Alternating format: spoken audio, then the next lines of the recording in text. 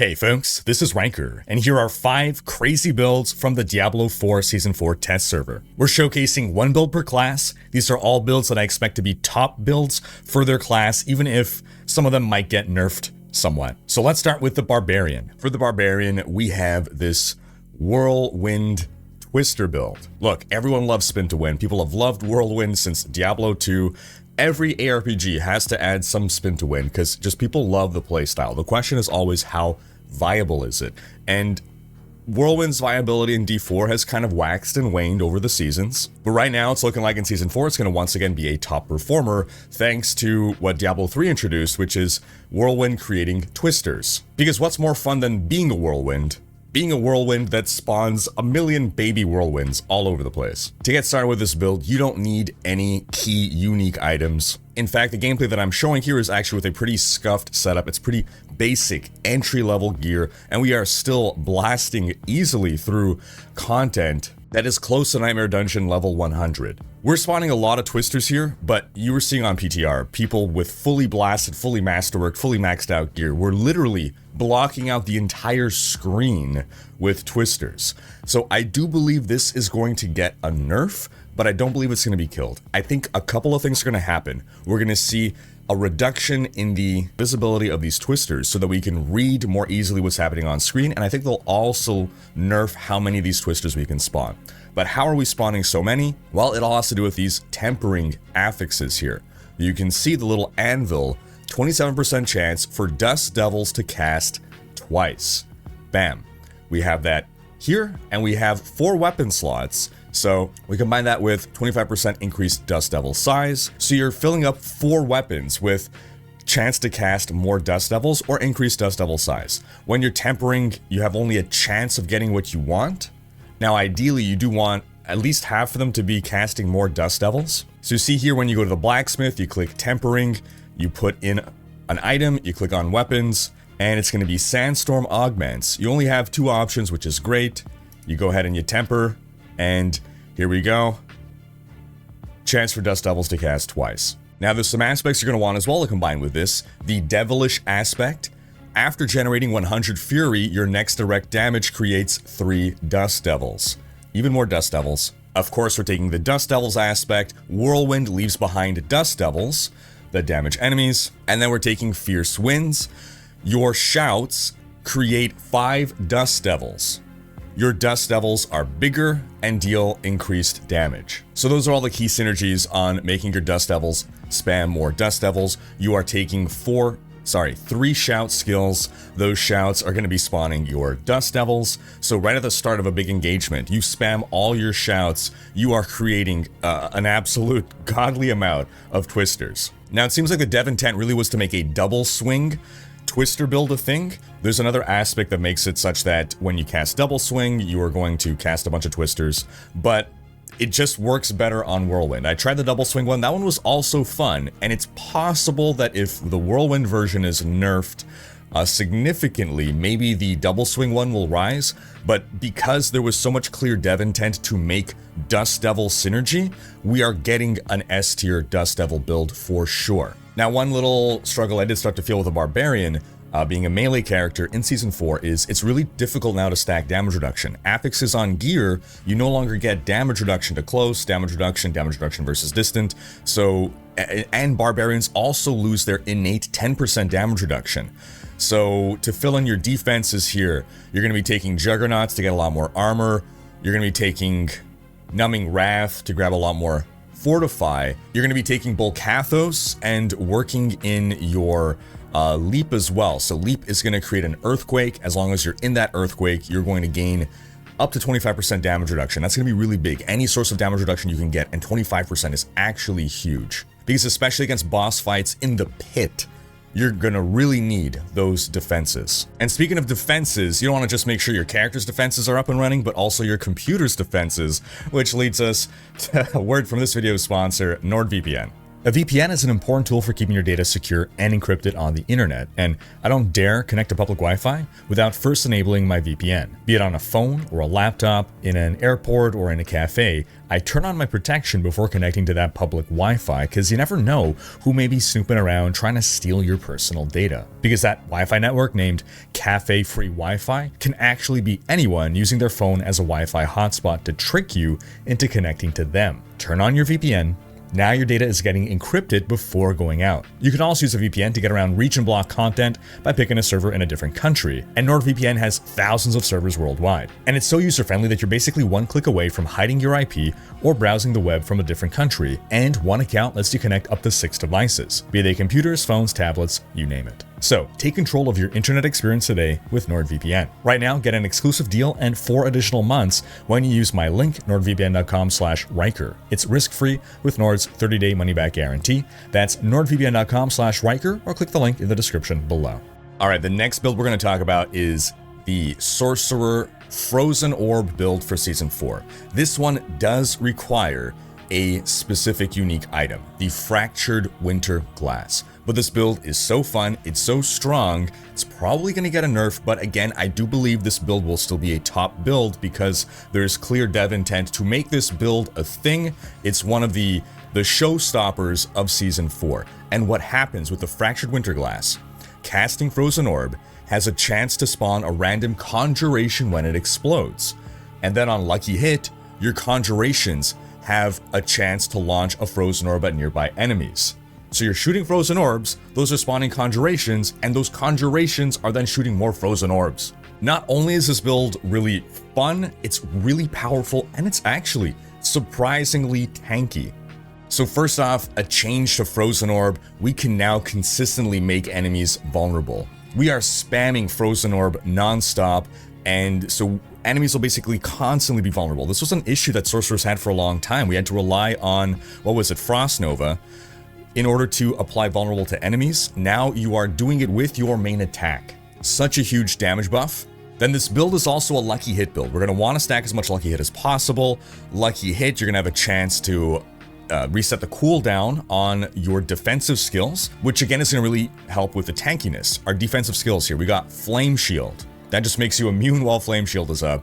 Teleport defensive skill. Teleport technically got a nerf, but still works great, can still maintain a good amount of uptime on teleport. After you teleport, you have 30% damage reduction, so you want to be hitting teleport pretty much off cooldown to maintain that at least once every 3 seconds. Ice Armor, you can actually spam this quite a bit because while Ice Armor is active, you reduce its cooldown by 2 seconds for every 50 mana you spend, and you are spamming your Frozen Orb non-stop, consuming so much mana, getting the lucky hits, getting those resets so often. Then as well, your Ice Blades, we're taking 2 conjuration skills so that we can summon them ourselves sometimes.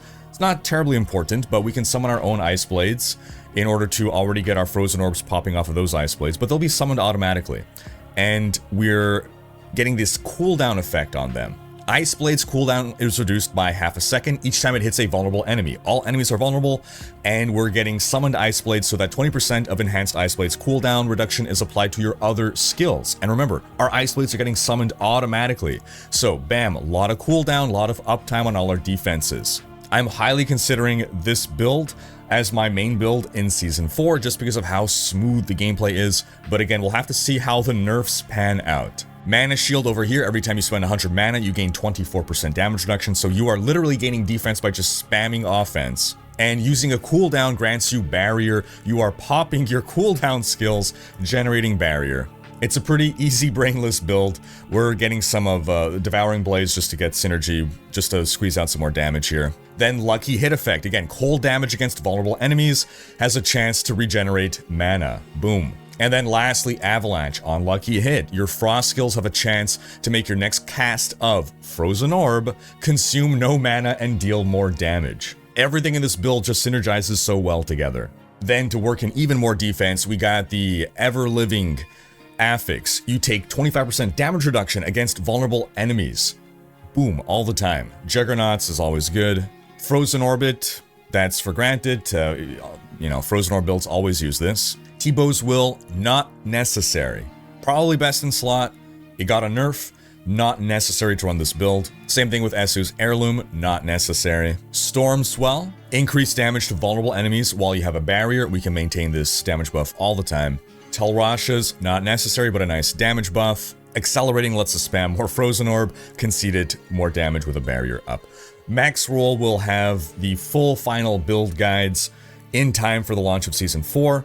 These are going to be post-nerf patch notes, or once we get the official patch notes for Season 4. So don't fuss too much over this. This is really just the showcase of the insanity. And the imprint here, chance for Frozen Orb projectiles to cast twice, because hey, why not even more Frozen Orbs? Alright, next up we have the Necromancer, and we're going to showcase the Blight build. This build is doing absolutely insane amounts of damage, and we need to preface that there is a bug going on here, and this bug will almost certainly be fixed. So this build will be nerfed, but still probably going to be viable, still probably going to be a top Necro build. And if it's not some good news for Necro fans, minions. Who would have thought, folks, minions are going to be a top Necro build in Season 4? But this one is just really, really, really cool. And I want to showcase it because it is revolving around the new Ebon Piercer Amulet. I've never run a Shadow Necro before, and this one got me really excited. So Blight is a skill that shoots out a shadow attack, and then it leaves a damage puddle on the floor that deals shadow damage over time. With Ebon Piercer, it's also going to shoot out 4 smaller projectiles that will pierce enemies, so you can shotgun with it, and they're also going to deal their own dots. Now, the heart of this build revolves around combining this with a tempered effect. On lucky hit, up to a 40% chance to deal 23,000 shadow damage. So the idea here is to be lucky hitting, and you're going to be triggering that 23,000 damage on your main Blight and the 4 additional projectiles. Now, Blight natively has a 50% lucky hit chance. That means half of the time, it's going to trigger a lucky hit effect, and the lucky hit effect here is up to a 40% chance. So it's a 50% chance of a 40% chance. That comes out to a 20% chance, so that means 1 in every 5 of your attacks, before any buff to lucky hit, will trigger this extra damage. Every time you shoot Blight, because of Ebon Piercer, you are making 5 attacks. So on average, right, every time you shoot Blight, you should be getting 1 of these big damage blobs. And of course, if you have other sources of lucky hit chance elsewhere, you can stack that even further, but you know, it's still going to be roughly 1 in 5. Maybe you can get close to 2 in 5 if you really push things. However, what we're observing on the PTR, what Necromancer expert Macro Bioboy actually figured out was that Ebon Piercer, these 4 smaller projectiles are triggering lucky hit far more often than they should be. Normally on a damage over time skill, lucky hit only triggers once when you first cast it, but it's seeming like this 3-second dot can potentially be triggering your lucky hit multiple times throughout its duration. This is causing the damage of Blight to ramp significantly higher than it ought to be. So this is almost certainly going to be fixed because, again, it is resulting in absolutely insane amounts of damage scaling. But, again, dev intent to put this item in the game, dev intent probably going to be that they don't want to nerf this into garbage. And the examples that we're seeing are not even really well optimized Blight builds. Assuming this Ebon Piercer gets nerfed, and depending on how it gets nerfed, there's going to be different ways that you can still build a Blight Necromancer. You can actually run with minions, you can run without minions, you can run with Lidless Wall, and all the Bone Storm interactions, you can run without it and use a 2-hander. There'll be different ways to make up for the damage loss. It's going to be a huge damage hit, so we're not going to get back to this power level, but again, even without this bug, this should still be a top performing Necro build. And I just really hope that they're not going to gut these tempered affixes here. The lucky hit, chance to deal a ton more damage. If you go to your blacksmith, you go into your tempering section here.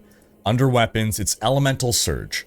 Lucky hit, chance to deal whatever. And the reason I hope this doesn't get nerfed is simply because I like to make alts, and I don't like to have other people power level me. I like to level my own alt, and what I really enjoy is being able to, on my main character, farm up stuff to make alt leveling more fun.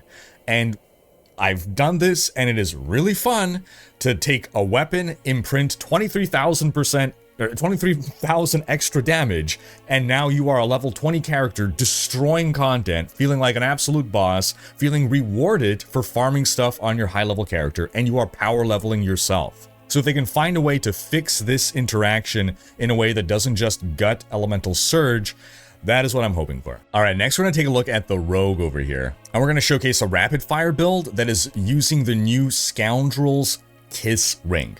Rapid fire, already a really good rogue build, still gonna be a really good rogue build. You could run rapid fire without Scoundrel's Kiss, absolutely. But at its full power, you're gonna want that Scoundrel's Kiss. Why? Rapid fire now lobs exploding arrows that deal a bunch more damage. And what makes this build really crazy is going to be the tempered affixes. You have 3 weapons as a rogue, and you're going to want to stack in 3 places, chance for rapid fire projectiles to cast twice. So you're just going to be sitting and turbo blasting your exploding arrows all over the place. Now, normally when you're playing a ranged rogue, you want to play a ranged rogue, but actually the ideal playstyle, despite what you're seeing, is being an in-your-face melee ranged rogue, getting enemies right up close to you and bombarding them at close range. And there's a couple reasons and tools we're going to bring together in order to maximize the effectiveness of this. This is also a combo points rogue, so you want to be stacking up your combo points before you unleash your volley of rapid fire. This isn't just sit and channel rapid fire. You're going to want to work those combo points in, hit your 3, then boom, release your rapid fires. We're using Puncture to apply Vulnerable. We're getting 3 ranks in Sturdy for 12% close damage reduction. Again, we're going to be in your face, and it's really difficult to stack damage reduction now with Itemization 2.0, so getting sources of damage reduction are very significant. This rogue can be pretty tanky, you'll see why in a bit. Slap a point into Rugged, 9% damage reduction against dots. Poison is still crazy overtuned damage-wise. We're squeezing out some more dodge chance over here with Agile, but Dark Shroud, we're getting a full 5 stacks of Dark Shroud, and with Enhanced Dark Shroud, we have a 14% chance for those Dark Shroud shadows to not be consumed, and the Dark Shroud is giving us 9.6 damage reduction per active shadow. Again, this is a huge amount of damage reduction that we can stack, and you'll notice that we're actually not keeping Dark Shroud on our bar. Keep that in mind when we get back to the gear here. We're taking Cold Imbue for its big single target damage. We're taking Death Trap so that we can pull enemies in. Not only do we want to be in enemies' faces, we want to bring them right into us as well, so they're in the range, in the explosion radius of those arrows. Now looking at our gear here, we want the Umbrous Choker aspect to automatically trigger our Dark Shroud. On lucky hit, crit strikes with marksman skills, which rapid fire is 1. They have a chance, 90% chance, right, to grant a free Dark Shroud. So we're going to be just keeping up our Dark Shroud just by rapid firing. We need a base amount of lucky hit, but this build really focuses on crit strikes, so we're going to have a huge amount of crits, and that's why we're not even taking Dark Shroud on our skill bar. Defensively, we're grabbing the Might aspect, which is suddenly really, really valuable now in Season 4, again, because 20% damage reduction, just flat out, really hard to come by now. Undying will give us some sustain. We're going for attack speed in general, getting some rapid there. Juggernaut's still going to be very strong, getting that armor up. Overall on PTR, Rogue didn't have the most sexy builds, but it also means we're not going to see any nerfs to the Rogue. Then lastly, the Druid. Now, right off the bat, you're probably seeing videos of crazy broken Druid builds with Boulder and Hurricane, and we're not going to showcase that because that is a bug that is going to get fixed, and I think that's going to put the Boulder and the Hurricane and all those builds in a position where they are not going to be the top builds for the Druid. I think what we're going to see as a top build for the Druid is actually just an improved version of an existing standard Druid build, which is the Werewolf Tornado. But we have been seeing some changes to the Werewolf Tornado at least, thanks to some new items. We got Druid Expert Boiler, who's been blasting in the pit with various Druid builds, seeing what performs best. And so I wanted to showcase this interesting build that he found that actually works pets now into this Werewolf Tornado build that is going to be one of the top, if not the top performing Druid build of Season 4. And it's contingent on a couple of interactions. The first being the Shepherd's aspect. Imprinted core skills deal an additional 20% damage per companion you have. So we want to be stacking a bunch of companions to gain as much damage bonus here. And of course, with the tempering, we're imprinting chance for tornado projectiles to cast twice, so that we're spamming yet more tornadoes. Now, the other item that we want here is the Stampede aspect. Gain 1 additional companion. Again, that's going to be another 20% damage buff there. We want this on a 2-hander so that we're getting the full 20% and not 10%. And then in our skill tree, we're just trying to get as many pets as possible. So for the most part, we're just putting 1 point into Wolves, 1 point into Poison Creeper, but then for Ravens, we're going down to Brutal Ravens to have 2 additional Ravens to have more pets, to have more damage bonus. Now here's the thing, any Werewolf Tornado build needs a Tempest Roar. This item is still going to be very difficult to get. You're going to want to run a different build until you get Werewolf Tornado running. But again, thankfully, this is the most difficult item to get in this build. It's the only real required item. The aspects will be easier to farm. We do have a couple other uniques helping us out, but they're not mandatory. With the Hunter's Zenith Ring, you gain a bonus when you kill with the shapeshifting skill. So this isn't for bossing. This is more for speedrunning. In Werewolf form, your next non-ultimate Werebear skill costs no resource and has no cooldown. This is going to let you spam your Debilitating Roar a lot more, or Trample if you're using that. Whereas in Werebear form, your next Werewolf skill will heal you. And the Werewolf skill we're going to have is Tornado, because with Tempest Roar, your base Storm skills are now Werewolf skills. We'll also work in some Wildheart Hunger Boots. When you shapeshift, you gain Wild Heart for 5 seconds, which gives us a stacking damage buff that can be quite considerable. Now, another huge thing with this build for this season that actually lets us spam vastly more Twisters, more Tornadoes, in addition to casting them twice, is actually that now as a primary affix, you can get Spirit per second. Before I rolled this, I was asking myself, what am I doing wrong? Why am I so bad? And then I rolled just a single affix to Spirit per second. I got a minimum roll. It's not even masterworked at all. Again, this is super basic entry-level gear for this build. Of course, you need a Tempest Roar, but we have no masterworking. We have unoptimized gear. As soon as I got that Spirit per second roll, Druids are so resource thirsty. Once you let them passively generate Spirit, my gosh, now this build came online. Now I am spamming the hell out of my Tornadoes. Now this is fun.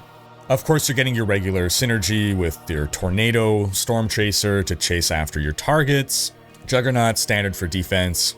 Vigorous, gain 15% damage reduction while shapeshifted into a Werewolf. Most of the time will be Werewolf, most of the time we're spamming Tornado. Changeling's Debt here. You deal 83% increased damage while hitting a poisoned enemy as a Werebear or crowd-controlled enemy as a Werewolf. We're going to have synergies where we're going to be CCing enemies quite a bit, so we should be able to benefit from this quite a lot. In our Spirit Boons, we're going to take that 10% reduced damage from Elites. Again, damage reduction now very, very important to go after. This build is quite tanky. You can build quite a good amount of sustain as well. Masochist, Lucky Hit, we're gaining back life. Tornado is able to sustain vulnerable on enemies very easily. With Iron Fur, 9% damage reduction while in Werebear form, persists for 3 seconds after, and we're going to be able to spam Debilitating Roar quite a bit to maintain a lot of uptime on that. Vigilance, 15% damage reduction for 6 seconds after using a defensive skill. Again, Debilitating Roar is a defensive skill. Debilitating Roar is going to heal us. It's going to give us Fortify. And Hunter's Zenith, again, really helping us spam that Debilitating Roar, because Werewolf, your next non-ultimate Werebear skill, costs no resource and has no cooldown. So again, doesn't help versus bossing, but just doing regular runs in the pit, for instance, up until you hit the boss, you're going to be constantly killing enemies with your Tornadoes, which is Werewolf, allowing you to keep your Debilitating Roar spam up. We're using Trample, not just as mobility, but also as a Spirit Potion. Once you pop it, you're going to get 40 Spirit with Savage Trample. Now, in Venom, very important, we're going to deal more crit damage against poisoned enemies With our Poison Creeper, we actively pop that in order to poison a big group of enemies. So you want to be popping your Poison Creeper in order to deal more damage in an area. With Toxic Claws, we're going to be naturally poisoning enemies, but it's not going to be as fast or as effective as popping your Poison Creeper. Circle of Life, Nature Magic, that's going to be our Tornado. We're naturally healing, naturally sustaining. Heightened Senses when shapeshifting. Werebear grants 12% damage reduction. Again. And this bonus is doubled while you're rapidly swapping forms. You can stack so much toughness with this build. Now for this build and all the builds that we've covered, maxroll.gg, in time for season release, will have the optimized setups for all of these builds, and that's going to be based on the latest patch notes as well. So do stay tuned for those. Season 4 launches on May 14th, and be sure to check out my early impressions video on the Season 4 PTR. Thanks for watching. If you enjoyed this video, give it a thumbs up. Special thanks to my supporters for making these videos possible, and subscribe to join Rhykker's Raiders for more Diablo content.